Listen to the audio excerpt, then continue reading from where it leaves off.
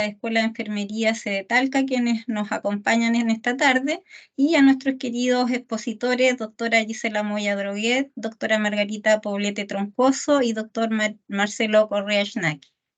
Estimados asistentes, académicos, estudiantes, profesionales de la salud de áreas afines, que hoy se encuentran conectados tanto desde Chile como desde otros países de la región, reciban un afectuoso saludo en nombre de la Unidad de Humanización de la Salud. Para entregar un saludo de bienvenida, vamos a invitar a nuestra decana de la Facultad de Ciencias de la Salud, doctora Paula Ceballos Vázquez, para que nos dirija allí unas palabras de bienvenida a esta actividad. Profesora Verónica, buenas tardes. Dos Bueno. cositas. La decana está intentando ingresar, pero su Teams está fallando y en este minuto usted está compartiendo su pantalla. Estoy intentando solicitarla, se una a la profesora Ceballos para entregar su saludo de bienvenida. Les agradezco su espera unos minutitos mientras logramos. Ahí tenemos a la decana. Decana, buenas tardes. Perfecto, muchas gracias. Ahora sí, buenas tardes. Decana, ya la profesora Verónica Guerra le ha dado el pase a usted para iniciar oficialmente este webinar. Perfecto, muchas gracias a todos y a todas. Bueno, la verdad es que para mí como decana me es grato darle la bienvenida a esta actividad virtual que aborda un tema muy relevante para la formación en salud y por lo tanto para la atención, la investigación y la comprensión de la misma. Como sabemos, todos los seres humanos somos más que un cuerpo físico. No tengo que convencer a nadie al respecto, pues es una realidad autoevidente. Lo vivimos durante el confinamiento cuando las limitaciones físicas nos hicieron más conscientes de emociones, necesidades interiores, inquietudes. Lo vivido en lo personal, en el personal sanitario cuando tuvo que enfrentarse a la muerte de sus propios colegas, de los pacientes que cuidaron y tuvieron muy cercana la propia muerte. En estos momentos de miedo, de angustia, incertidumbre en el abordaje del personal que cada uno haga, muchas veces lo físico se queda corto y necesitamos más respuestas, más herramientas.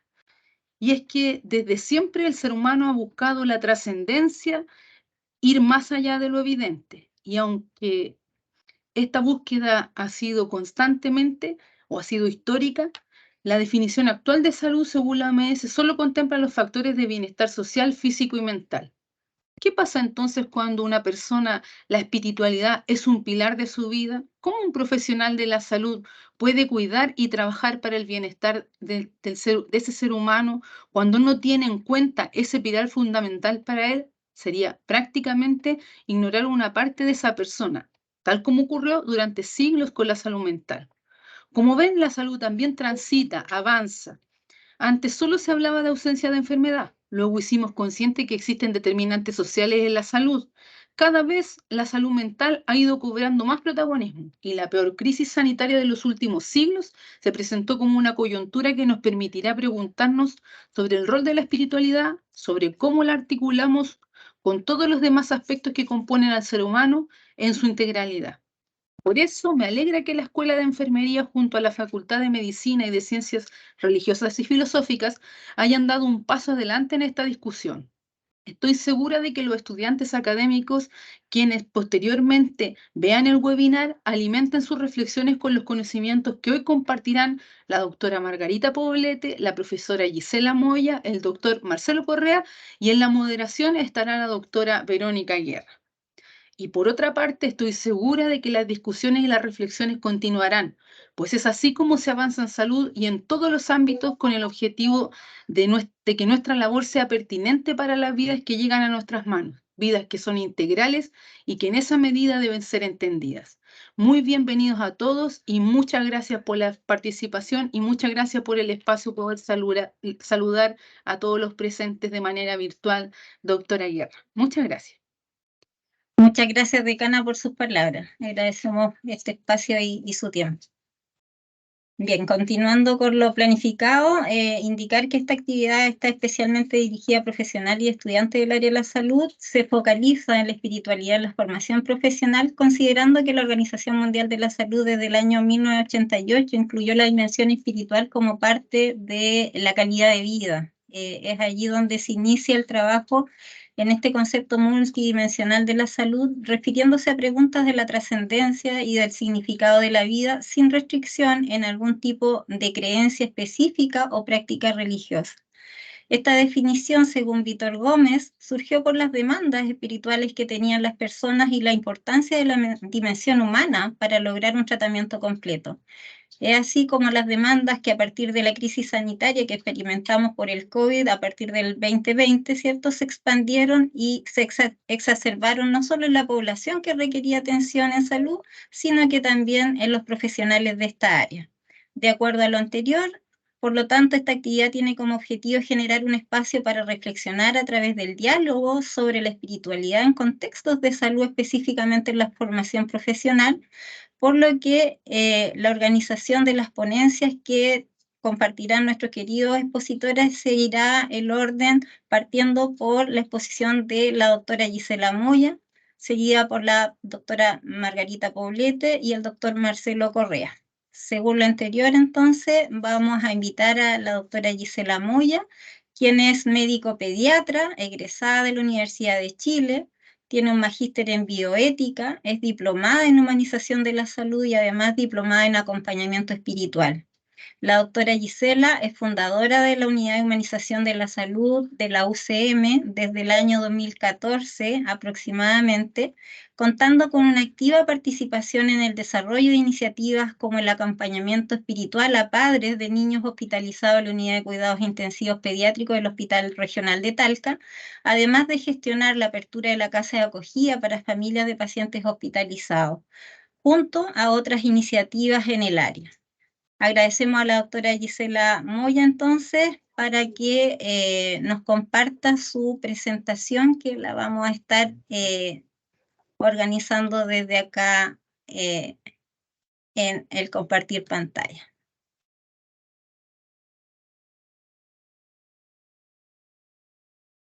Doctora, ahí nos confirma si es que se ve bien y nos va indicando cuándo ir cambiando la diapositiva. Tiene el micrófono silenciado, doctor. ¿Está abierto? ¿Ahí sí. se escucha? Ahí sí, ¿Ahí sí? perfecto. Sí. Ok. Bueno, en primer lugar quiero saludar a todos los asistentes muy cariñosamente y agradecer esta invitación a reflexionar, algo que no es fácil en esta época, pero que es un desafío para todos. Así que vamos a hablar sobre espiritualidad en salud. ¿La próxima? La espiritualidad, tal como mencionaban la decano y también la doctora Guerra, no es algo nuevo porque es algo intrínseco al ser humano que ha ido haciendo su aparición también en la OMS, tomándola en cuenta y haciendo una definición, o sea, porque hay una gran confusión entre lo que es espiritualidad y lo que es religiosidad, y hay una confusión ahí, entonces dicen, no, esto es una cosa de lo religioso, y no, la Organización Mundial de la Salud la define como la manera como la gente entiende y vive su vida, en la búsqueda de su significado y valor, incluyendo un estado de paz y armonía. Se incluye aquí entonces lo cultural, el arte y sus manifestaciones, lo religioso, pero siendo la espiritualidad más amplia que lo solamente religioso. Nosotros como profesionales de la salud tenemos que reconocer y validar el vínculo que existe entre salud, espiritualidad, sufrimiento y creencia que debemos reconocer en nuestros pacientes y respetar, ¿verdad? La próxima. Esto se ha visto mucho, se ha estudiado, se ha investigado en el área de cuidados paliativos, estando muy claro que no es exclusivo de esa área, pero en esa área es donde aparecen las grandes preguntas, cuando estamos frente a las patologías, ¿no es cierto?, que ponen en riesgo nuestra vida. Y es así como en el año 2004 se hace un consenso internacional, liderado bastante por la doctora Puchansky, para tratar de definir los márgenes de esto que llamamos espiritualidad, esto que es tan difícil de ponerle márgenes como es nuestro cuerpo, ¿no es cierto? Y se dice que la espiritualidad es un aspecto dinámico, por lo tanto cambiante, y es una fuerza, ¿no es cierto?, de la humanidad, a través de la cual las personas buscan significado a sus vidas, propósito y trascendencia última, y experimentan una relación consigo misma, con la familia, con los demás, con la comunidad, con la sociedad, con la naturaleza y lo significativo o sagrado. Como ven, esto tiene muchísimas más áreas que lo religioso propiamente tal.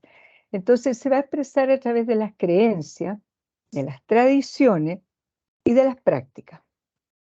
Y se basa en 3 conceptos básicos.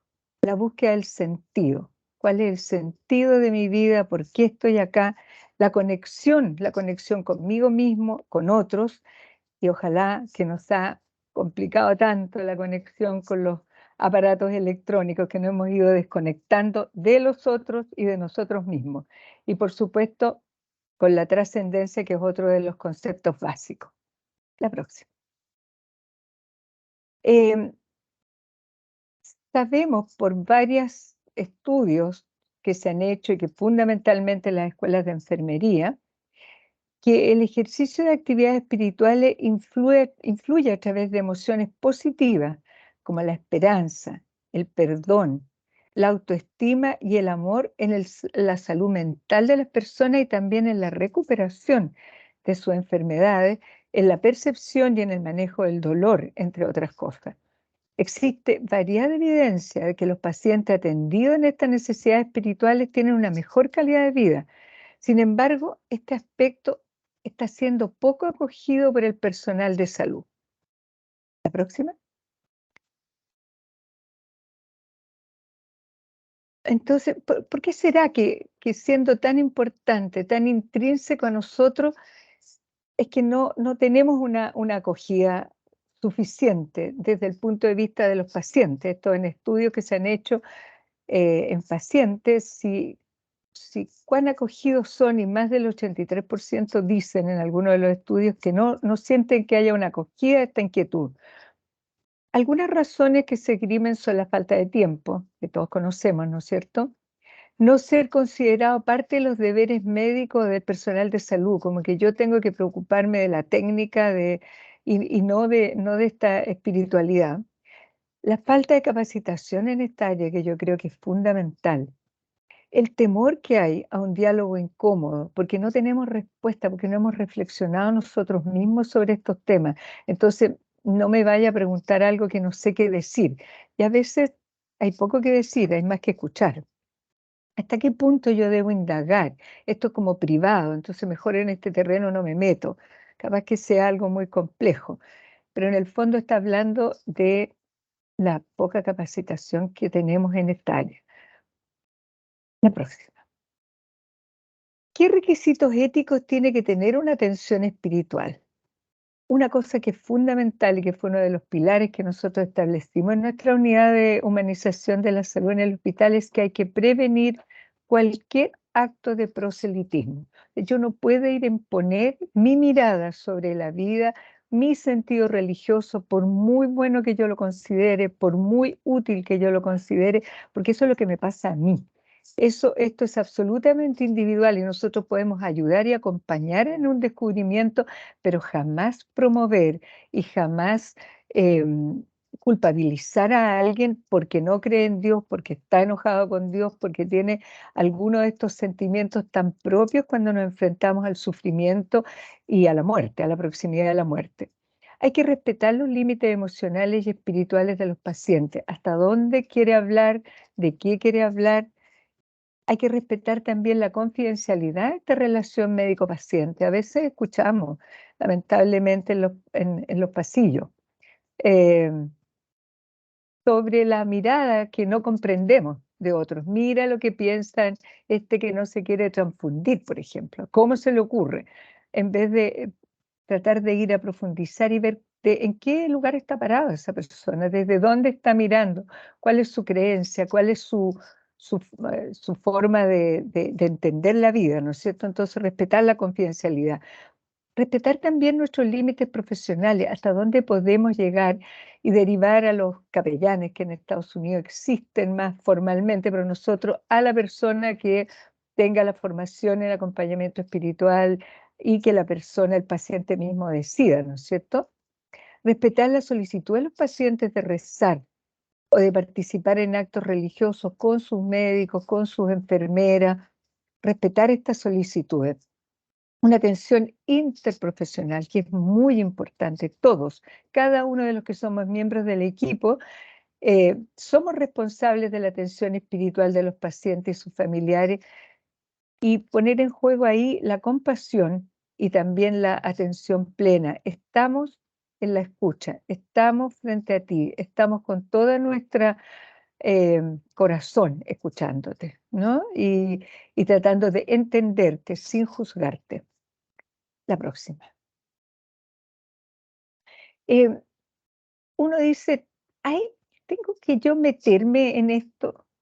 La doctora Puchalski hace la justificación desde la bioética, ¿no es cierto? Y todos conocemos los principios de la bioética, que son principios transversales, suprarreligiosos, y que son el principio de beneficencia, hacer todo lo que podemos de bien por un paciente, no maleficencia, no hacerle mal, justicia, lo que es justo, ¿no es cierto? Y autonomía, que es lo que cada uno decide. Entonces la doctora Puchalski dice que aquí estarían en juego el principio de beneficencia, porque está demostrado por múltiples estudios que esto es bueno para el paciente, que estas creencias además afectan la toma de decisiones en salud. Por ejemplo, los testigos de Jehová, ¿no es cierto?, que tienen la creencia que el alma está en su sangre, que por lo tanto no se pueden transfundir y no se van a dejar transfundir. Entonces, vemos cómo esta creencia afecta las decisiones en salud.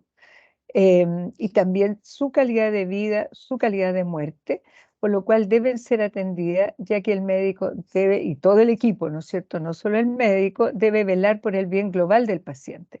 También está el principio de respeto a la autonomía del paciente. Ya no tenemos esta relación vertical, ojalá cada vez sea más horizontal, ¿no es cierto? Entonces debe ser respetado y tomado en cuenta en el quehacer médico de todo establecimiento que tenga estándares de excelencia en su atención, ya que en especial si se presentan enfermedades graves o terminales, van a surgir las preguntas sobre el sentido de la vida, sobre el propósito, sobre lo trascendente, sobre mi conexión con los otros. La próxima. Algunas inquietudes espirituales como para poder entender, así llevado a la práctica. ¿Sí? Nosotros los de salud somos todos bien prácticos. ¿Qué inquietud existe? ¿Dónde yo me podría dar cuenta que hay una inquietud existencial? Cuando el paciente dice, mi vida carece de sentido, me siento inútil. Por ejemplo, una persona joven que queda parapléjica, ¿no es cierto? Tiene un accidente, queda parapléjica, ahora mi vida no tiene sentido, me siento inútil. Esa es una inquietud espiritual, puede ser también en el ámbito psicológico, pero también como está en juego el sentido, es una inquietud espiritual. Cuando sienten un abandono por parte de Dios o ira contra Dios. Dios me ha abandonado, ya nadie viene a verme, por ejemplo. ¿Por qué Dios se llevó a mi hijo? No es justo lo que me está pasando. No es justo que se haya ido mi hijo, lo hemos escuchado tantas veces, ¿no es cierto? Desgraciadamente. No es justo que se vaya mi hijo, que estaba recién empezando a vivir. Cuando hay inquietud sobre la relación con Dios, quiero una relación más profunda con Dios, no estoy seguro que Dios esté a mi lado. Yo creo que Dios me abandonó. A lo mejor esto es un castigo por algo que yo hice. Esa es una inquietud espiritual. La próxima. Cuando hay falta de esperanza, la vida se me acaba, no me queda nada más por lo que vivir. Lo hemos escuchado en casos personales cuando hay una enfermedad grave que están en cuidados paliativos, ¿no es cierto? O también cuando se muere algún hijo, especialmente lo vemos nosotros los pediatras. Cuando añoro tanto a mi ser querido, ojalá pudiera correr de nuevo, ojalá pudiera verlo de nuevo, cuando no merezco una muerte sin dolor, cuando hay un autocastigo. Yo me he portado mal en la vida, ¿no? Yo me merezco esto. Entonces, ¿cómo poder acompañar esto? De decir, no, nadie se merece el dolor, nadie se merece el autocastigo, ¿verdad? La reconciliación, cuando hay cosas pendientes. ¿Cómo poder ayudar a nuestros pacientes a aprovechar el tiempo que les pueda quedar a los que están en cuidados paliativos, ¿no es cierto? O a los que ven amenazada su vida, como era en el COVID.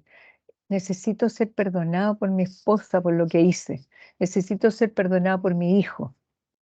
La próxima. Cuando dicen no puedo rezar, ayudarlo a rezar, ¿no es cierto? Recordar cuando Jesús estaba en el huerto y ve la proximidad de su muerte en Getsemaní y dice, encarga a sus apóstoles que recen por él. Entonces también nosotros, no puedo rezar, ayudarlo a rezar si es su deseo. Cuando dice, cuando le entran las dudas religiosas, y si todo lo que creo no es cierto, y si me cambio de religión, lo hemos visto tanto. Yo antes era católico y me fui a evangélico, y ahí hay una búsqueda espiritual que no debemos juzgar, no debemos decir, no, usted no se puede salir, sino que acompañar esa búsqueda. Y muchas veces solo escuchando, el paciente se va siendo como espejo de estas preguntas, se va desenvolviendo su propio sentido, único por lo demás. La próxima. Ya en varios hospitales también de Chile, en la Universidad Católica, yo sé que esto se está haciendo, se está incluyendo como parte de la historia del paciente, la anamnesis, la historia espiritual. Y hay una sigla que es FICA, y que es rápida, que se puede incluir en quienes, el cuidado paliativo son los que la llevan en esto, pero que tenemos que irlo ampliando a otras áreas de a nuestra relación médico-paciente. Entonces, la F es la fe, ¿no es cierto? Dice, ¿tiene usted una creencia espiritual? ¿Tiene creencias espirituales que le ayuden a sobrellevar esta situación en tiempos difíciles? ¿Qué es lo que a usted le da significado? ¿Dónde se apoya usted? ¿Hay creencias importantes para usted? ¿Cómo influyen en su autocuidado? ¿Cómo lo ayudan a cuidarse? ¿Es parte usted de una comunidad espiritual o religiosa? ¿De cuál? ¿Cómo le gustaría que el médico, cómo le gustaría que el médico aborde estos problemas con usted o el equipo aborde estos problemas con usted? ¿Le gustaría conversar? ¿Le gustaría conversar con usted, con usted y su familia? ¿Cómo quiere que lo haga? Entonces ya ir incorporando, sabemos que también hay otros lugares del país donde esto se está empezando a incorporar en la historia. Otras formas de aproximación así como clínicas de cómo le pregunto, cómo me meto en este mar. Revisando su vida, ¿está usted satisfecho con lo que ha vivido y consigo mismo? Aquí está la relación con el yo, ¿no es cierto? ¿Ha hecho en su vida lo que tenía que hacer? ¿Se siente querido por las personas que le importan? Ahí está la relación con los otros. ¿Está en paz consigo mismo y con los demás? ¿Cree que ha podido aportar algo valioso en su vida a los otros? Entonces, para que el paciente vaya reconciliándose consigo mismo, con su relación con los demás, con su relación con la sociedad en este caso, ¿no es cierto? A pesar de su enfermedad, mantiene esperanza en que puedan pasarle cosas buenas. Intentar mostrar, mire, lo vino a ver su nieto, en fin, o sea, mantener en alto la esperanza. ¿Se siente conectada con una realidad superior?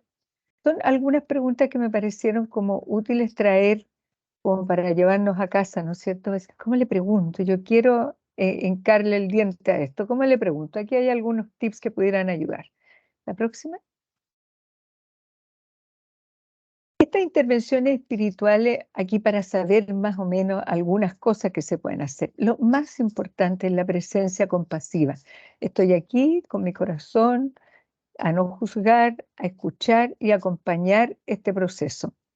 Una escucha reflexiva, averiguar sobre los eventos vitales importantes para ir acompañando, apoyar las fuentes de fortaleza espiritual del paciente. Le gusta rezar, le gusta eh, cantar, cosas religiosas, ayudarlo a encontrar. Ustedes ven lleno de estampitas habitualmente en los hospitales, en los pacientes graves, validar eso. preguntas abiertas para evocar sentimientos, ¿no es cierto? ¿Está usted en paz? Averiguar sus creencias y no descalificar ninguna. De repente hay creencias sobre las energías, hoy día están los movimientos New Age, estamos expuestos a una multiculturalidad hoy día con el tema de ya no somos un país aislado por la cordillera, las inmigraciones, todo nos hacen abrir nuestros criterios a distintas maneras de mirar la vida y de darle sentido a la vida. Entonces, no poner lo que yo pienso, lo que yo creo como una verdad, sino que estar abierto a la verdad del otro y acompañar la verdad del otro, revisar la vida, escuchar la historia del paciente. La próxima. Ejercicios de relajación, ejercicios de respiración, terapia orientada a dotar de sentido, derivación a los proveedores de cuidados espirituales según sea apropiado, ¿no es cierto? Los cuentacuentos hoy día están volviendo, tal como en los niños, acompañar a los adultos también a través de cuentos. Terapias para mantener su dignidad, masaje, reconciliación, meditación, arte terapia, musicoterapia, risoterapia. Hay una serie de otras terapias a las que tenemos que estar abiertos, ¿no es cierto? Con tal de acompañar y orientar también a nuestros pacientes, especialmente al final de la vida, en que si no se sienten acompañados por nosotros, pueden estar en riesgo de estar con personas no éticas que les van a contar que tales o cuales cosas por las cuales le cobran, y le cobran a veces no poco, les van a salvar la vida. Entonces también es un deber acompañar esto para protegerlos de intervenciones no éticas. La próxima. Lecturas o rituales sagrados, lecturas espirituales, proveerles de lecturas que debiéramos tener, alguna biblioteca de repente de espiritualidad que pudiéramos proveer, yoga, tai chi, ejercicio, animarlos a escribir, a llevar un diario, a grabar algo para sus nietos, para sus hijos, para los que los sobrevivan cuando estén al borde de sus últimos días. La próxima. Bueno, ahora algunas conclusiones. Todos somos seres espirituales, como decían mis antecesores. Todo el mundo tiene una historia espiritual. Para algunos nomás se desarrolla en un contexto religioso, para otros en tradiciones filosóficas. Los modelos de cuidados espirituales deben basarse en el respeto a la dignidad de la persona y en la prestación de cuidados compasivos. La angustia espiritual o inquietud religiosa debe tratarse con la misma celeridad que requiere el alivio del dolor. De hecho, en este consenso hay ejemplos donde se mide la escala del dolor físico, donde se mide la parte psicológica y donde se pone también un tip de cómo está su salud espiritual y se hace un plan de tratamiento y un seguimiento. Los modelos de cuidado espiritual deben ser interdisciplinarios. Tenemos que estar todos alineados en esto. Es una necesidad capacitar a los profesionales de la salud y estudiantes en forma continua durante toda su carrera en el diagnóstico espiritual, en el tratamiento, conociendo las diferentes posibilidades terapéuticas. Debemos incorporar la anamnesia espiritual en la historia clínica de nuestros pacientes, dada la evidencia existente de hace tantos años y reconocida por la OMS, es un imperativo hacernos cargo de acompañar a nuestros pacientes en la búsqueda del sentido del sufrimiento, lo que es ampliamente reconocido por ello en diversos estudios como una necesidad tan importante como el dolor físico, y por lo mismo debemos capacitarnos y reflexionar sobre esos temas intrínseco a nuestra condición humana y que mejora tanto la calidad de vida en ellos como en los profesionales de la salud, disminuyendo también el burnout. No veo la última parte ya, entonces agradecer y terminar con una frase de un santo que ha sido el inspirador de los camilianos, que han sido inspiradores de nuestra comunidad de humanización, que es importante más amor en las manos y cuidar al enfermo como se cuida a un hijo único. Muchísimas gracias. Y estoy a la espera de preguntas. Muy bien, doctora Gisela, agradecemos su excelente presentación, ponencia. Les invitamos ahora a dejar sus consultas en el chat, las que compartiremos a nuestros expositores al final de todas las presentaciones para la reflexión y el diálogo en torno a la temática de este webinar. A continuación, entonces, invitamos a la doctora Margarita Poblete Troncoso, quien es enfermera egresada de la Universidad de Talca. Ella es académica de la Universidad Católica del Maule, doctora en enfermería de la Universidad de Concepción, magíster en educación de la Universidad Católica del Maule, integrante de la Unidad de Humanización de la Salud en el Hospital de Talca. Líneas de investigación que ella ha desarrollado es el cuidado humanizado, la educación en enfermería y la gestión del cuidado. Invitamos entonces a la doctora Margarita, que está ahí conectada ya con su presentación. Gracias, profesora. Se está viendo, ¿verdad? Sí, ahí me avisan ustedes si se ve bien. Sí, pero no pantalla con... Ahí sí, ahí está perfecto. Ahí sí, ya. Sí, perfecto. Muchas gracias. Bueno, yo voy a continuar. Bueno, agradecerle a la doctora Gisela Moya que ¿no es cierto?, nos abre esta mirada de la espiritualidad en los profesionales de la salud. Yo voy a aterrizar un poquito esta espiritualidad para contarles, ¿no es cierto?, un trabajo que hicimos durante el post-pandemia acerca de cómo fue esta mirada y estas vivencias por parte de los profesionales. El otro lado, ¿qué pasa con nuestros profesionales que actualmente están trabajando y cómo están viendo esta espiritualidad? Bueno, como enfermera nosotros sabemos que la espiritualidad implica relaciones armónicas, conexión con uno mismo, con otros, con la naturaleza, con Dios o con una realidad superior, ¿verdad? Como dice Pamela Reed. Por otro lado está Víctor Frank también, que amplía mucho más esta mirada y menciona que la espiritualidad es lo que tenemos de humano y nuestra dimensión esencial es lo que acontece en nuestra existencia. Dentro de los estudios que hemos revisado también, en la atención de salud, el proveer cuidados espirituales puede hacerse más visible, sobre todo en aquellos momentos que son al final de la vida o frente a vivencias de enfermedades crónicas o agudas, y también, como lo vivimos en esta pandemia, frente a la incertidumbre asociada con el pronóstico de vida o de muerte. Durante la pandemia pasaron cosas especiales, ¿ya?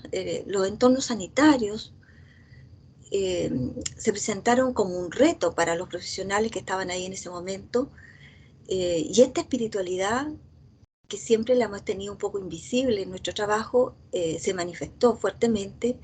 Como dice acá Mariño, nos interpeló como ser humano. Implicó también que muchos tuvieron que cuidar la espiritualidad propia y del otro, encontrar un propósito de lo que estaban viviendo y buscar un sentido a esta experiencia en estos momentos de caos e incertidumbre. Para los profesionales, la espiritualidad, ¿no es cierto?, ellos están conscientes de esta finitud humana y de esta vulnerabilidad con la que estamos trabajando, ¿ya? Y nos invita este cuidar a constituirnos como la puerta de esperanza para aquellos a los que atendemos. Y este rol fue complejo durante la pandemia, para lo cual no estaban preparados. El estudio que les voy a contar, nosotros lo empezamos a desarrollar a partir del año 2021 y lo terminamos recién el 2022. Es un trabajo que se realizó con los equipos de salud de la unidad de pacientes críticos de los hospitales de alta complejidad en la región del Maule. El proyecto tenía como gran pregunta cómo han sido las vivencias de duelo en los equipos de salud durante la pandemia desde la mirada de la vulnerabilidad, espiritualidad y autotrascendencia del ser humano. Lo que les voy a presentar a continuación es una parte ya de este estudio. Este era el objetivo general, ya, en la interpretación de estas experiencias de duelo. Se utilizó una metodología cualitativa con un estudio fenomenológico hermenéutico. Los participantes fueron en total 28 personas, constituidos por médicos, enfermeras, kinesiólogos y técnicos de enfermería que trabajaban en estas unidades críticas. Se utilizó un muestreo no probabilístico y el análisis que se realizó fue de tipo temático a Córdoba-Manen para transformar estas experiencias de vida. Se contó con la aprobación del Comité de Ética de la Universidad Católica del Maule y con la autorización sanitaria de los establecimientos que participaron. Las preguntas generales que teníamos era cómo ha sido su experiencia de duelo como integrante del equipo de salud a causa del COVID-19. Se produjeron cambios anímicos, morales, éticos, prácticos, espirituales en el equipo de salud a consecuencia de la muerte por COVID-19. Y tuvimos en el tema de espiritualidad 3 subtemas: reflexión espiritual, creencias espirituales y prácticas espirituales. En relación al subtema de reflexión espiritual, los profesionales de la salud, aquí hay algunos relatos, señalaban que y se cuestionaban ellos lo que estaba pasando. Dicen, no puede ser así, no tiene que ser así, tiene que ser de otra forma. Tienen que sentir que estamos ahí, que si bien se intentó todo, también estamos preocupados de que el paso hacia la otra vida sea una bonita experiencia a pesar de estar ahí en el ámbito hospitalario. También se cuestionaba su propia existencia, ¿ya? Y lo que le estaban viviendo. Dice, la pandemia me hizo valorar más a las personas que tengo cerca, el vivir momentos, disfrutar los momentos que tenemos, más allá de lo que tiene que ver con lo material, con lo económico, disfrutar como cae un rayo de sol en la cara, o sentir el viento, la brisa, pasar por el cuerpo, o un abrazo de un ser querido, o un beso. Ellos vivieron su espiritualidad reflexionando y encontrando significado a su vida, ya cómo descubrir y disfrutar la naturaleza, el valor también a las personas, a su familia. Esta espiritualidad es una búsqueda de significado en nuestras vidas, ya como dice Bruce. Siempre vamos a estar buscando significado a lo que vivimos y ofreciendo un sendero continuo de descubrimientos. En relación a las creencias espirituales, que fue otro subtema, como pueden ver acá, hay una creencia en Dios, dice el creer en Dios y estar en oración, creer en Él, la fe es la propia fe. Yo como católico me aferro a eso. Así como otros decían, también creo en Dios, pero creo también en las energías universales. Así que me voy a eso, a que su camino, que el camino al que van a emprender sea un camino lleno de luz, darle apoyo a la familia. Los participantes utilizaban su creencia espiritual como mecanismo de defensa ante los eventos adversos que se vivió en la pandemia.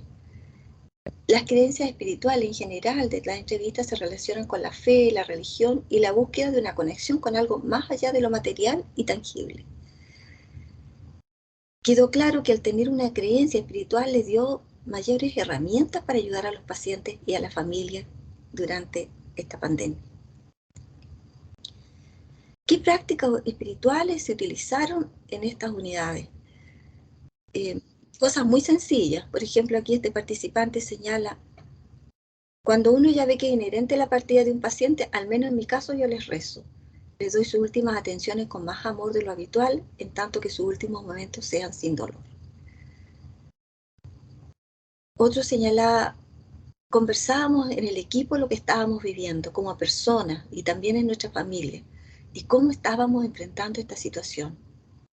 Yo creo que eso nos ayudó a enriquecernos como personas, nos ayudó a lo mejor a buscar nuevos mecanismos de defensa para poder fortalecer un poquito nuestro espíritu. Las reflexiones y creencias del personal de salud se tradujeron en algunas prácticas espirituales que le ayudaron a dar sentido a los momentos en que fallecía un paciente. La práctica más mencionada fue la oración, seguida de la conversación y el guardar silencio.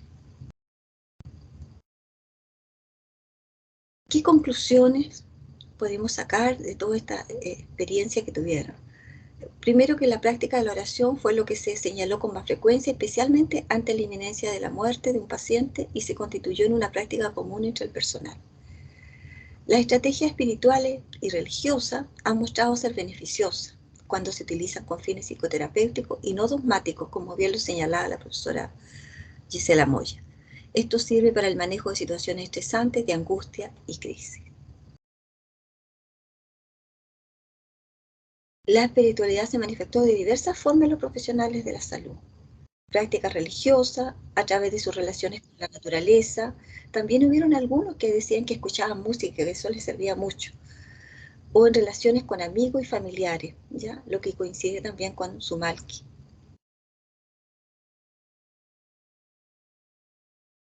Durante la pandemia, los profesionales de la salud reflexionaron acerca del sentido de la muerte de sus pacientes, de sus creencias y de cómo la vocación los llevó a cuidar a los pacientes a costa de sus propias vidas. La espiritualidad les ayudó a encontrar un sentido a lo vivenciado, ya a centrarse en el aquí y ahora y acompañar a otro ser humano con respeto y amor.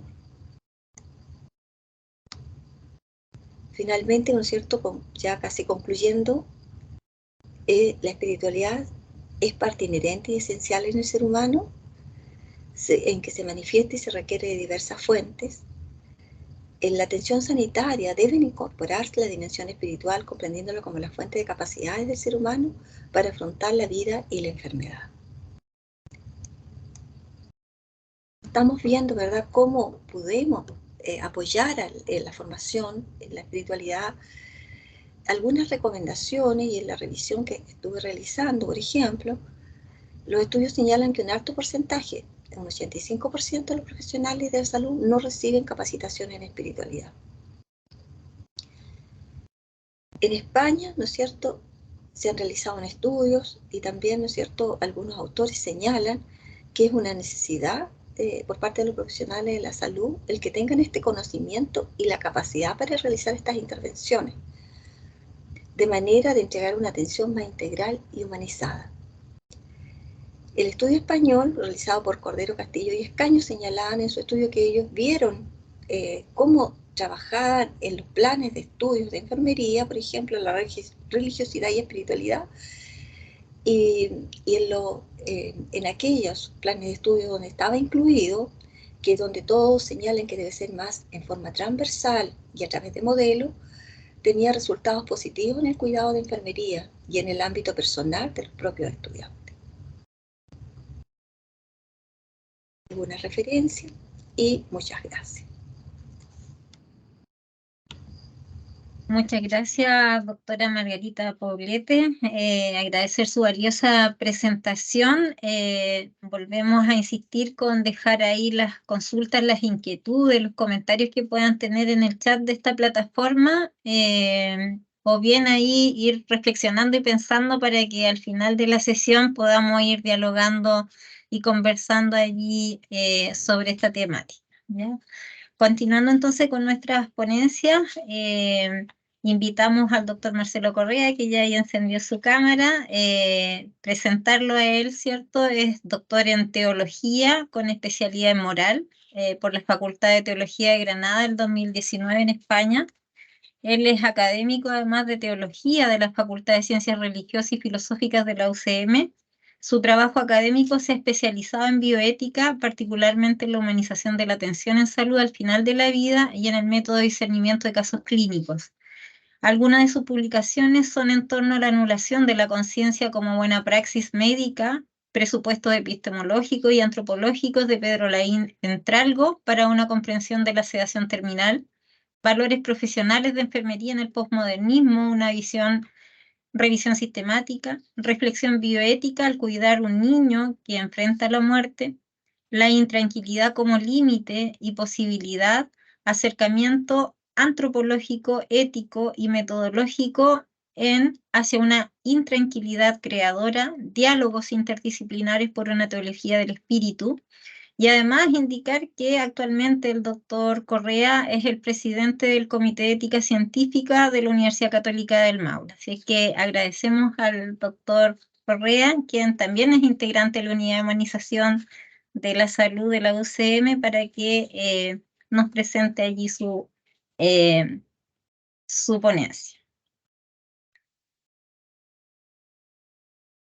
Hola, buenas tardes a todos. Muchas gracias por la invitación a participar. ¿Se ve la presentación? Se ve, pero ahí, perfecto. Está impecable. Sí, decir que no soy tan joven porque no fue el 2019 el doctorado, sino que fue el 2009. Soy un poquito más viejo. Bueno, quizás lo más importante que yo pueda aportar en esta conversación es aquello que dice relación con las diferencias que hay entre espiritualidad y religión, pero al mismo tiempo las relaciones que se establecen. Y cómo esto también yo lo he visto y lo voy constatando en el trabajo de acompañamiento clínico, pero también en la investigación que realizamos junto a las colegas aquí presentes.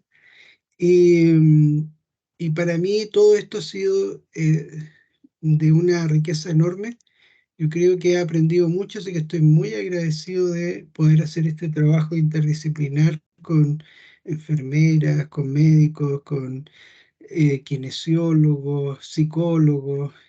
Ha sido muy enriquecedor. Así que yo quiero partir dando las gracias por la posibilidad de trabajar con ustedes. Lo primero que quiero indicar es esto que comúnmente se asocia la espiritualidad a la religión y se asocia a creencias, a actos piadosos, a manifestaciones o ritos concretos. Entonces, si nosotros vemos como una fotografía como esta, que es una procesión de la Virgen del Carmen, inmediatamente entendemos que ahí hay un acto espiritual. Pero es lo mismo la espiritualidad y la religión. ¿Cuáles son esas diferencias? En esas diferencias, ¿cómo se relacionan ambas? Vamos a tratar de ahondar un poco en ello para luego poder señalar algunas ideas que podrían estar presentes para valorar la espiritualidad, para el trabajo clínico, pero también para la formación y especialmente para la formación de nuevos profesionales. Como ya se ha dicho, qué es la espiritualidad ya se ha definido. Yo quiero hacer notar tres cuestiones cuando definimos la espiritualidad, que tiene tres características que tienen que ver con una estructura de la espiritualidad, pero al mismo tiempo un dinamismo y proceso de la espiritualidad. Se puede definir como el sentido o el significado de la vida, que es lo más común que se hace, pero también se puede definir como fuerza vital para poder llevar adelante un deseo que se tiene, una forma de vivir, un modo de ser. Entonces, no es solo significado, sino que es también ánimo, o, energía, fuerza. Y una tercera manera que se pudiera entender también es como finalidad, como meta.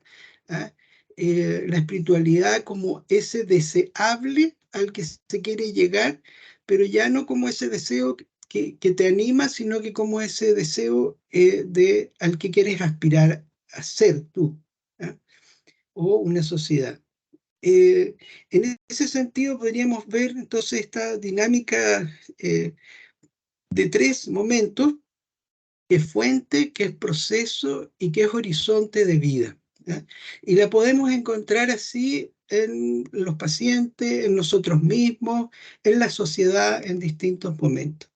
Estos tres momentos de expresión de la espiritualidad los quiero expresar en algunos ejemplos.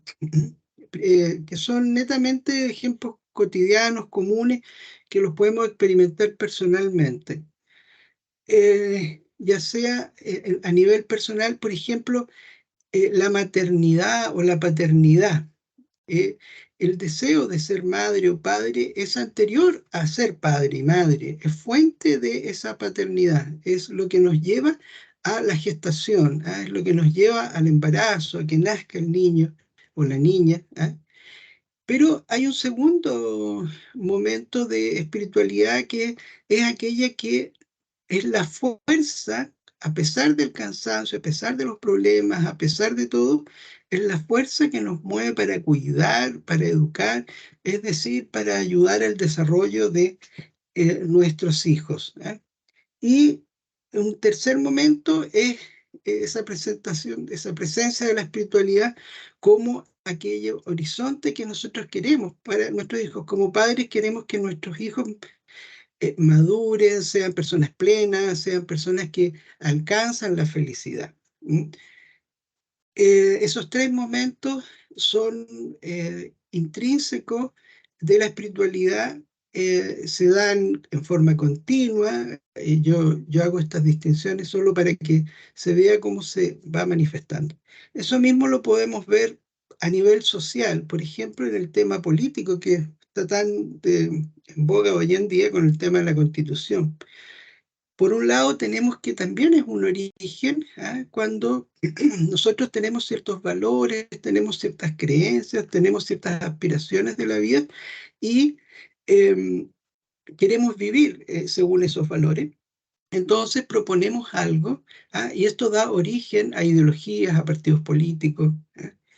Luego el anhelo de transformar la sociedad con esos valores, con esa política, con esa ideología, nos va a llevar a una, a veces, lucha por un lugar en el que podamos crear las leyes que estén a favor de eso. Y eso mismo nosotros vamos a tener como el ideal de vida, no solo como una idea que nos moviliza, que nos origina y nos moviliza, sino que como el punto de llegada. Y nosotros a eso le llamamos utopía.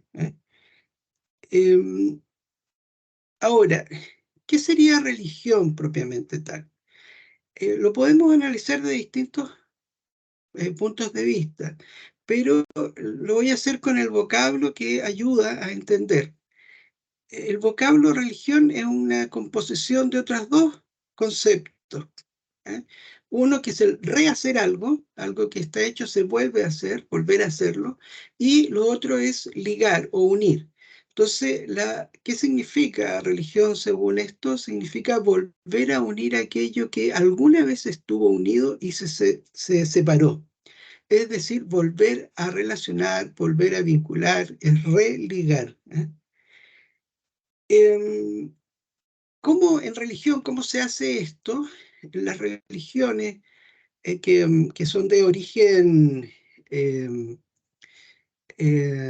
abrahámicas, que se dice que tienen a Abraham como iniciador, que es el judaísmo, que es el cristianismo y la religión islámica o musulmana. Nosotros ahí tenemos que siempre es Dios el que lo hace. Ahí hay una cosa bien importante porque no es las religiones nuestras o más conocidas de nosotros en Occidente son siempre iniciativa de esta realidad que es distinta a nosotros, que si bien está vinculada a nosotros, pero es distinta a nosotros, que es Dios. Él es quien inicia estos tres momentos de fuente, de proceso y finalidad. Y vamos a ver algunos ejemplos que nos pudiesen ayudar a ello. Pero hay que decir que va a haber una distinción entre las mismas religiones respecto de exactamente cómo hacen ese proceso, que va a estar vinculada a qué imagen tienen de Dios, a cómo conciben a Dios. Si Dios es todopoderoso, si Dios es misericordia, si Dios es bondadoso, va a haber distintas diferencias respecto de aquello que van a ir diciendo. Pero lo que hay que tener claro que la espiritualidad religiosa es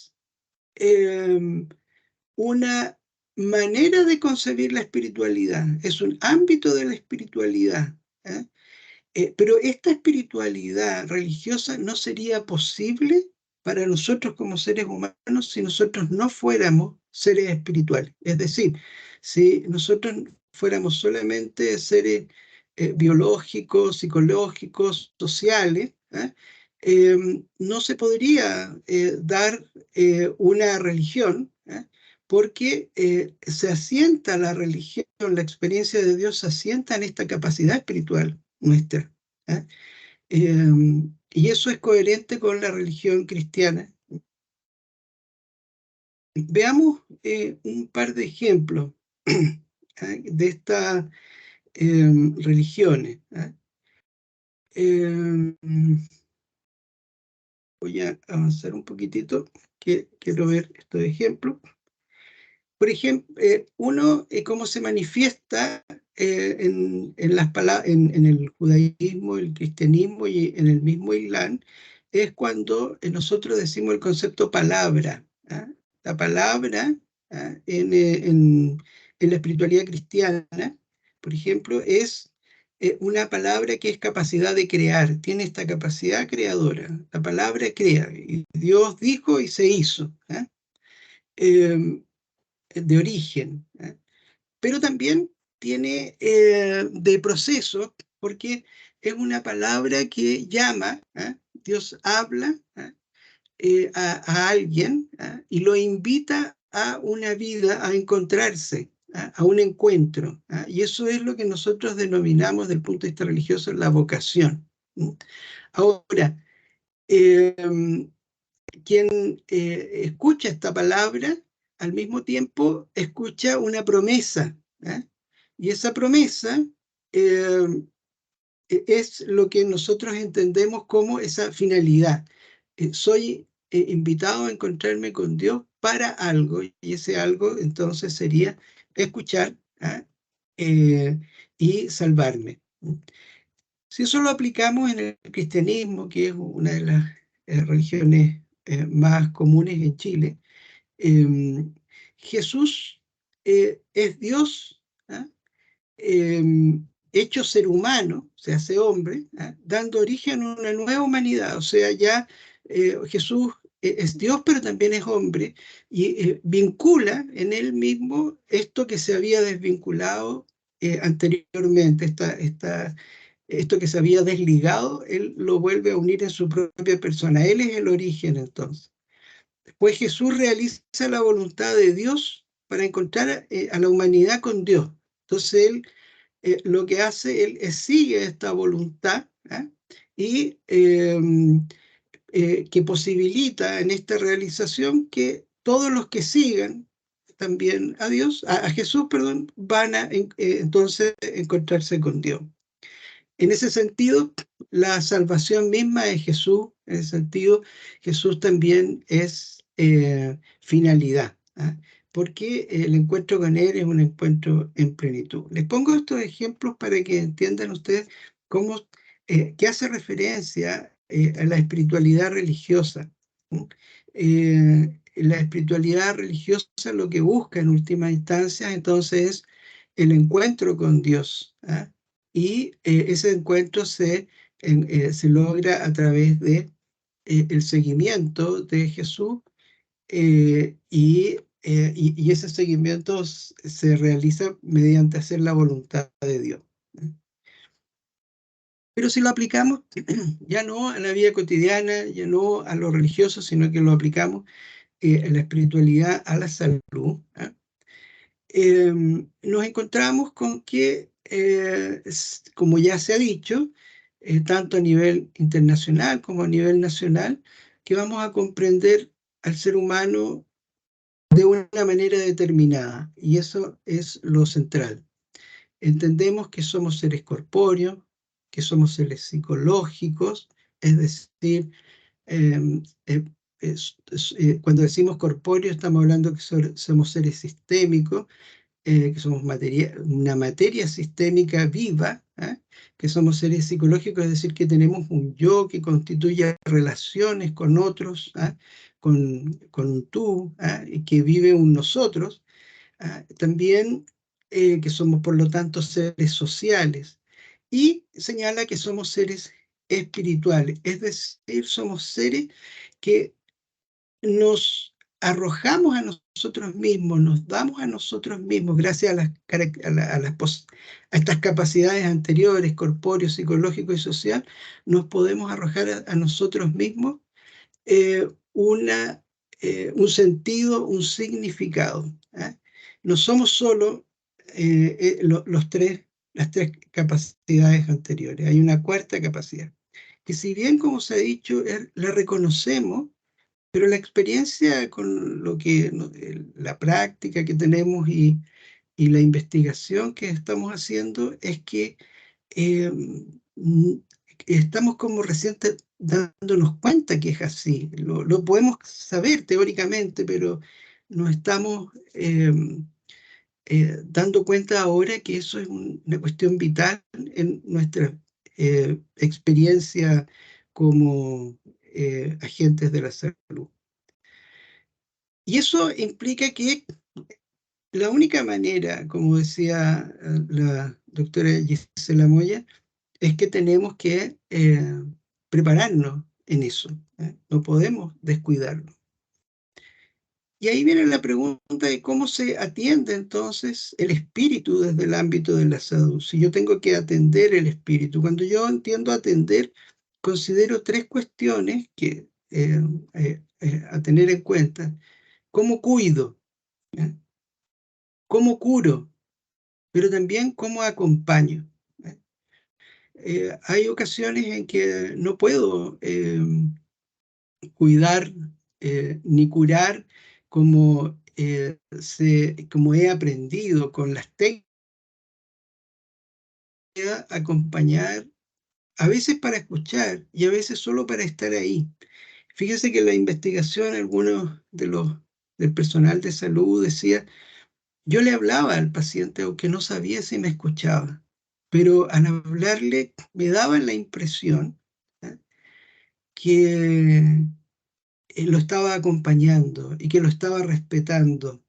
Fíjense el respeto como aparece ahí. Em, em, y por eso hay tres cosas que yo creo que uno tiene que tener muy en cuenta cuando se quiere atender la espiritualidad en salud. Nos tenemos que hacer conscientes de tres cuestiones. Nos tenemos que hacer conscientes no solo de quién es el paciente, sino de quiénes somos nosotros también. Nos tenemos que hacer conscientes de para qué estamos, no solo para ayudar a la persona a que pueda reconocer para qué está, qué es lo que le importa, no solo el otro, sino que nosotros también, para qué estamos, a dónde vamos. Es decir, tenemos que preguntarnos por el significado, por el sentido, pero también por el destino, tanto a esos otros a quienes estamos curando, cuidando, acompañando, como para nosotros mismos.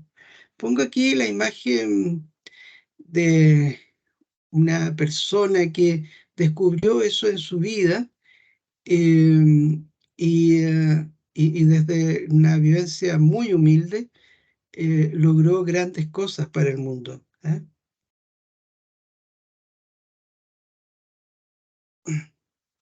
¿Cómo se atiende esta también, siguiendo la misma idea? Que nosotros tenemos que no solo preocuparnos del usuario, sino que también preocuparnos de nosotros mismos. Y aquí yo recalcaría otras tres cosas. Primero, si reconocemos al otro como un otro, si reconocemos la identidad, las motivaciones, las esperanzas de los otros, nosotros entonces lo primero es que tenemos que ser respetuosos, ante todo ser respetuosos con esos otros. Segundo, acompañar más allá de la utilidad, acompañar más allá de si es que yo estoy viendo progreso, acompañar más allá de si es que yo veo reacciones que son de agradecimiento hacia lo que estoy haciendo. Y acompañar para que las motivaciones que tiene esa persona sean aquellas que sean prioritarias. Y eso nos va a llevar a promover una actitud, a promover esperanza en el paciente, pero es porque nosotros tenemos esa esperanza. Si nosotros no las tenemos, es muy difícil que podamos ayudar a otros a vivirla. Yo ahí concluiría mi presentación con dos cuestiones. La espiritualidad es una dimensión humana en la que se debe formar al personal de salud. Hay que buscar un equilibrio, pues supongo esa foto. Hay que buscar un equilibrio en lo que estamos formando al personal. Y digo estamos porque yo participo de esa formación. Me parece que así como hemos mirado la ética muchas veces como ese pariente que es pobre dentro de la formación, y estamos muy preocupados de cumplir estándares para saber si lo hemos hecho bien. Yo creo que tenemos que dar un paso más allá y empezar a preguntarnos por nosotros mismos, a reflexionar nosotros mismos, a tratar de discernir qué sería eso bueno, que no solo me lo diga un listado de cosas que debo cumplir, sino que aquello que yo pienso, siento, creo, debe ser la bondad que yo realice o que realizamos como equipo. Y la segunda cosa es que debemos formar espiritualmente al personal de salud, pero lo planteo como pregunta, ¿en qué se debe formar? Yo diría como primera cosa que nos falta investigar más respecto de lo que está en juego cuando hablamos de espiritualidad. Nos falta entender mejor qué serían estas realidades, esta realidad espiritual en el ser humano y cómo se da en salud y cómo está presente. Porque el ignorarla sabemos que no es que no vayamos a hacer nada, no, podemos hacer un daño. Si la ignoramos, podemos dañar a la persona. Si no atendemos su dimensión, podemos dañarla. Pero también en la pandemia aprendimos otra cosa, que si no la consideramos, nos dañamos nosotros mismos. Se daña el personal de salud cuando no consideran. ¿Por qué? ¿Por qué se daña? Porque no se respeta a sí mismo. Que es una de las cuestiones que salía en las entrevistas, que unánime, y no en un solo centro de salud, sino que en todos los que estuvimos entrevistando a las personas, nos abandonaron, nos dejaron solos, no nos apoyaron, se sentían forzados a vivir algo que ellos consideraban que era inhumano. Los mecanizaron, esas eran las palabras que salían. En ese sentido, es muy importante que nosotros tengamos la capacidad de poner más atención a cómo se manifiesta en el personal mismo de salud este ámbito espiritual, para poder entender lo que significa y para poder valorar también y poder juzgar eso que nosotros estamos entendiendo como bueno, como dañino, como derechamente malo o errado. Es la manera que nos pueda llevar a nosotros a tomar una decisión a poder establecer un camino, a realizar acciones concretas que nos permita formar en salud. Esto me parece a mí que debe abrirse el área de salud a la interdisciplinariedad. Ya lo he hecho en varios aspectos, pero debe seguir y debe continuar en eso. No solamente con gente exclusiva del área de salud, tiene que abrirse a otros ámbitos, y no solo a la filosofía o a la religión o la teología en este caso, sino que también a la sociología.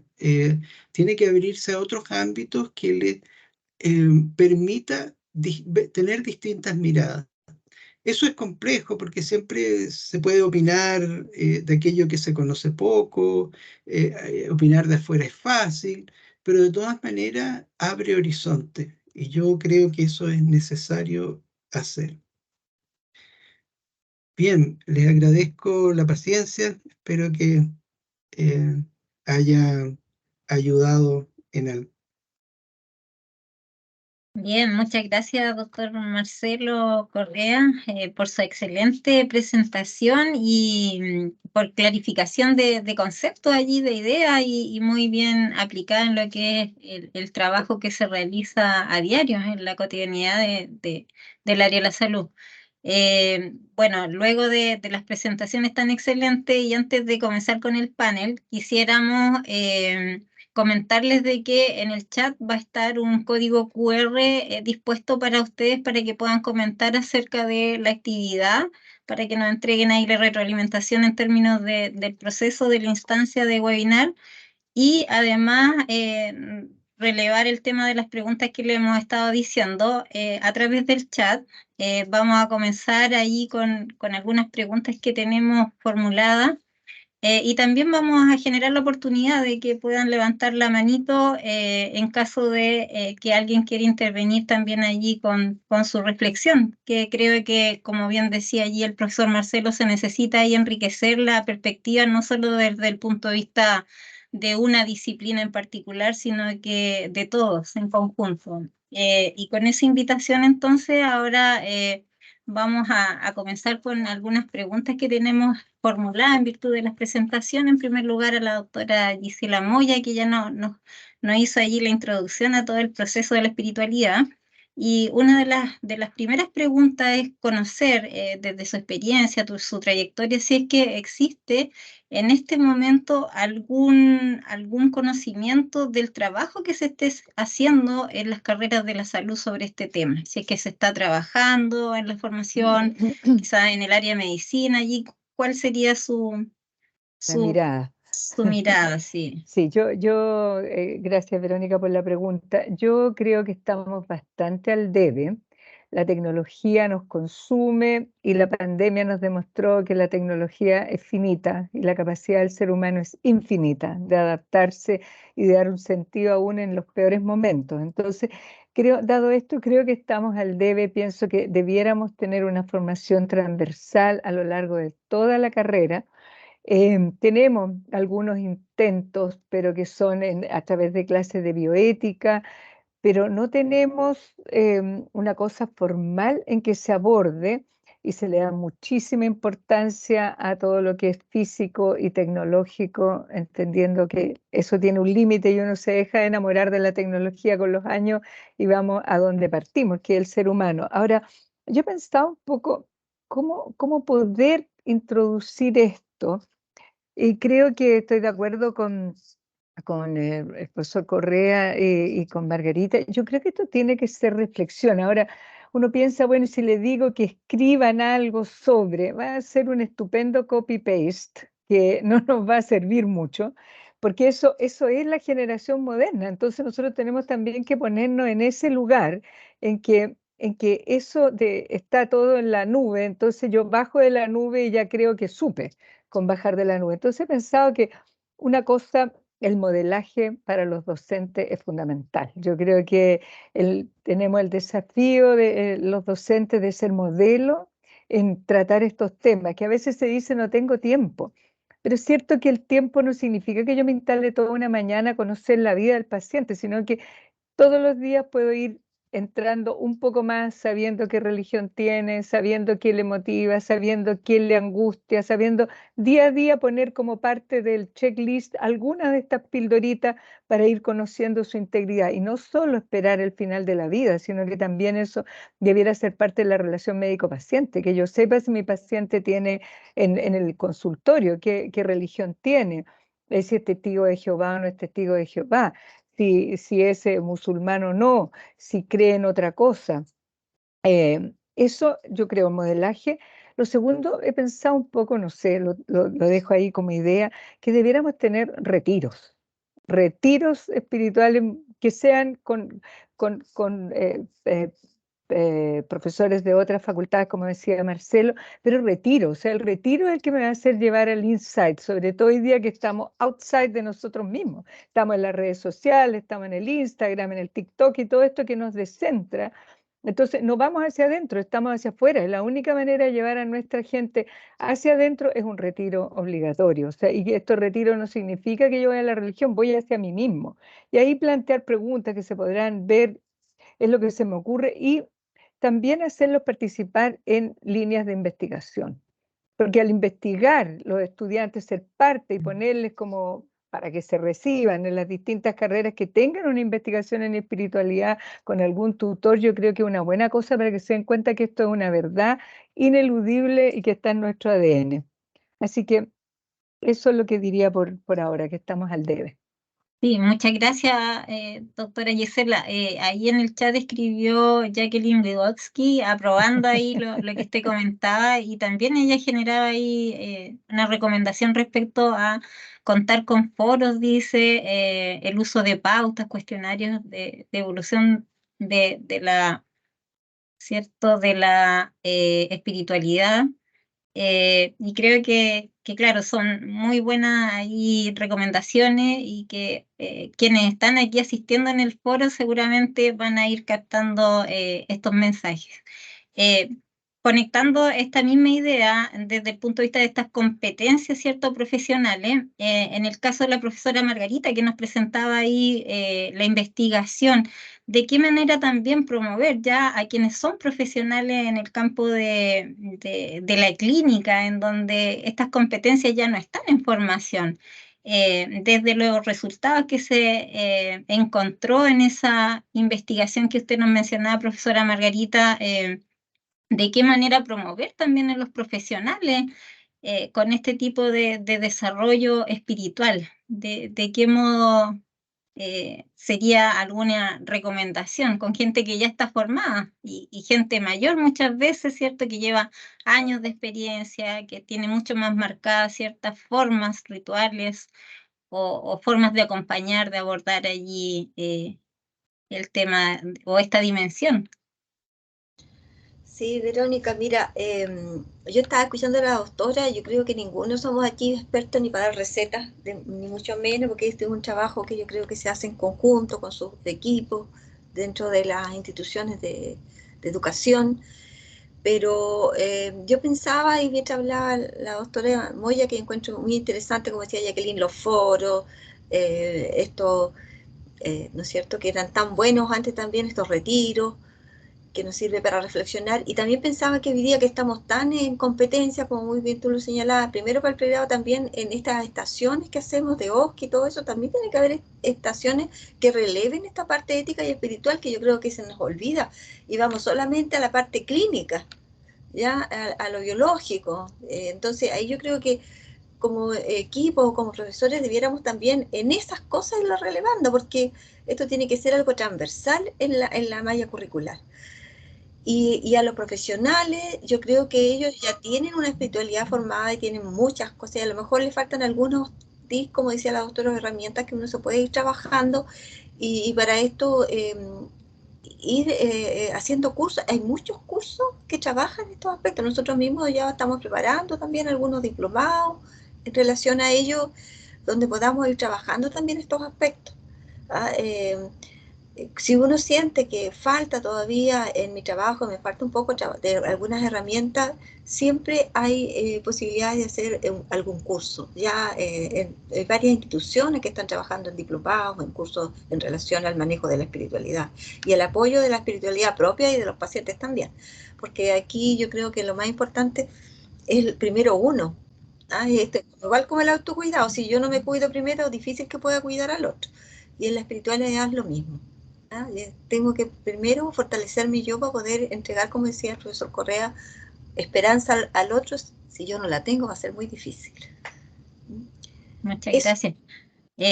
Muchas gracias, profesora Margarita, y en esa conexión también. Y al profesor Marcelo, otra pregunta vinculada también con algo que la doctora Gisela planteó en un principio de cuál sería la recomendación o de qué manera es positivo, es bueno, es malo, el considerar ciertamente esta espiritualidad y cómo no traspasar límites con que se convierta ese proceso de acompañamiento espiritual en el proselitismo religioso que muchas veces, ¿cierto?, tiende a orientar o conducirse, quizás no en el sentido que la persona espera, la persona usuario, la persona que recibe ese acompañamiento. Entonces, ¿cuál sería la recomendación allí desde esta mirada también de esta divinidad que no siempre es compartida por todos? Nuestra cultura acá en Chile, ¿cierto? Somos un alto porcentaje católico, pero no siempre las personas tenemos la misma divinidad que está presente allí. Entonces, ¿de qué manera poder abordar allí esa espiritualidad sin traspasar límites? Gracias, Verónica, por la pregunta. Primero, indicar algo que Elena Monsalve tiene la mano levantada hace un buen rato para que... Oh. Le vamos a ceder la palabra entonces. Yeah. Mira, me parece a mí que como decía en la presentación, uno tiene que partir pensando, sintiendo la necesidad del otro, no lo que uno quiere lograr. Hay una diferencia, por ejemplo, en psicología, también ustedes como enfermeras o médicos, o la especialidad que sea, ustedes hacen un diagnóstico y se proponen claramente qué es lo que van a trabajar para lograr algo. Te dicen, yo voy a lograr esto. ¿Qué debe proponerse el que acompaña espiritualmente, sea personal de salud o quien sea? Una cuestión básica es qué quiere esa persona a que estoy acompañando, no qué quiero yo para esa persona. No es porque yo no le pueda ayudar en nada ni aportar nada, no, es que eso no es lo relevante en el acompañamiento. Lo relevante en el acompañamiento es qué quiere la persona y ella sabe, porque si nosotros aceptamos que somos seres espirituales, lo que estamos diciendo es que nuestros procesos conscientes, es decir, aquello que nosotros entendemos, aceptamos, reconocemos de nosotros mismos, de los demás, de las relaciones, de nuestras vinculaciones, es algo que me constituye, que me hace a mí, que me hace en mi particularidad respecto de los otros. No es una cosa que es estándar y que yo pueda aprender manejando ciertas técnicas para descubrirlo y poder decir, es que este es el problema de la persona. Yo puedo, si me preparo, me formo, tener algunas técnicas que me pueden ayudar a que la persona se conozca, ayudarlo a que se conozca, pero no a decirle quién es. Si uno hace proselitismo, es decir, lo quiero llevar a mi grupo, a mi religión, uno está haciéndole daño a la persona, porque justamente está ocultando su identidad, está ocultando su sentido, su significado, su anhelo, su esperanza, lo central de nosotros. Nosotros no vivimos de los conocimientos. Nosotros vivimos de lo que creemos. Nosotros vivimos de aquello que esperamos, de lo que amamos. Eso es lo fundamental. Y eso se va a dar en cosas muy diversas para cada uno. A lo mejor alguien que es deportista, el deporte está ahí, para el que es religioso, ese vínculo con la deidad, pero incluso para ustedes como profesionales de la salud, puede ser parte, puede ser su profesión, pero parte puede ser su vida personal, su familia. Entonces, hay que ser, por eso yo planteaba que hay ciertos valores que están detrás en esto, y uno de ellos es el respeto, es el primero, se parte de ahí. Si no hay respeto, y respeto significa no aguantar al otro, sino que significa ayudarlo a que él sea quien es. Eso diría. Muchas gracias, profesor. Le damos ahí la palabra a la profesora Elena Monsalve, que está con su manito levantada. Hola, sí, ¿cómo están? Bueno, felicitaciones a los participantes y a los que organizaron este webinar. Creo que es muy relevante tratar estos temas que de repente, como se ha dicho y se ha mencionado, hay mucho tiempo quizás para la parte más cognitiva, la parte más de los procedimientos, pero la parte de la espiritualidad, de lo que uno siente, de lo que sienten los pacientes, de lo que sienten los estudiantes, quedamos un poquito al debe, como dijo la doctora Gisela y todos los participantes. Mi consulta es la siguiente, no sé si ustedes... Yo he estado, bueno, a mí me gusta mucho este tema, me declaro una muy fanática de esta área, y en este contexto he estado revisando y vi una escala que no sé si ustedes la ubican, una escala numérica, dice aquí, para evaluar síntomas espirituales en cuidados paliativos.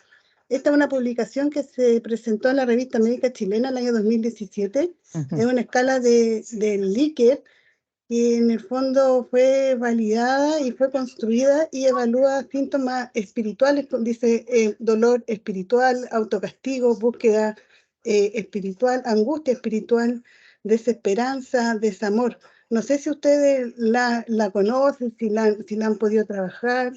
Esa es mi consulta. No sé ahí quién quisiera responder de los tres panelistas.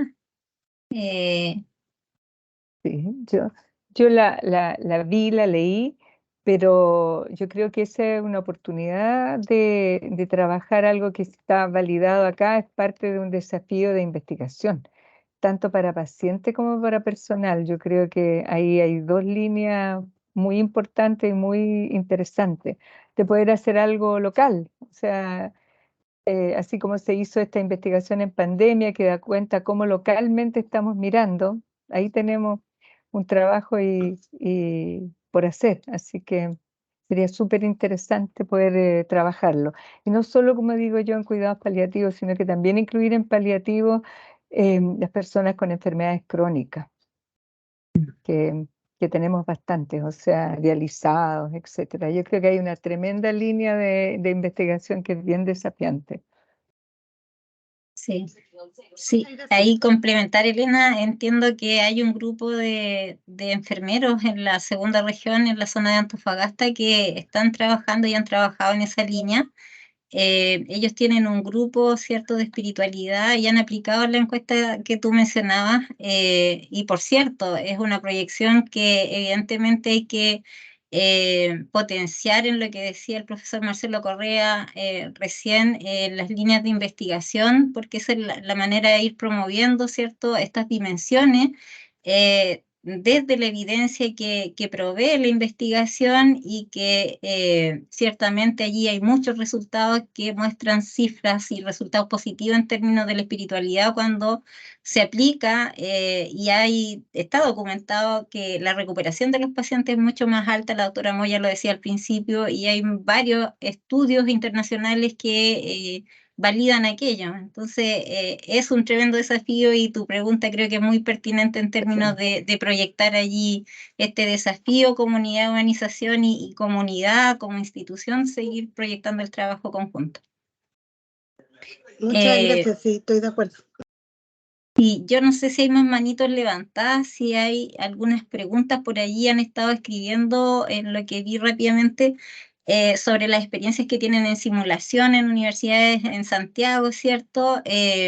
Agradecimientos que dan por la instancia, ¿cierto? Las simulaciones clínicas en la Universidad de los Andes que tienen allí, un poco la conexión que planteaban ustedes como una recomendación. En virtud del tiempo, vamos a ir cerrando ya esta actividad para dejarlos invitados en este desafío, en este mundo, ¿cierto? En el que todos necesitamos trabajar por una parte y también desarrollarnos individualmente en lo que, tomando las palabras que nos daba ahí el profesor Correa, en esta temática de la espiritualidad. En virtud del tiempo y en nombre de la Unidad de Humanización de la Salud, les vamos a agradecer a todos nuestros queridos expositores y a cada uno de los asistentes a este webinar por compartir sus puntos de vista, los que ciertamente nos motivan, nos alientan a seguir reflexionando, a seguir discutiendo en torno a esta temática que cada día se vuelve mucho más relevante en la atención en salud. Así que muchas gracias, los dejamos invitados allí para el futuro en otras actividades que vamos a ir desarrollando y les deseamos que tengan un excelente tiempo. Con la lluvia, sí, pero con ahí harto entusiasmo porque el agua, ¿cierto?, nos ayuda también a sentirnos más seres espirituales. Así que muchas gracias por su asistencia y nos estamos viendo en algún otro encuentro. ¿Ya? Perfecto. Agradecer ahí a todos. Adiós, muchas gracias. Chao, Verita. Chao. Muchas gracias por su asistencia.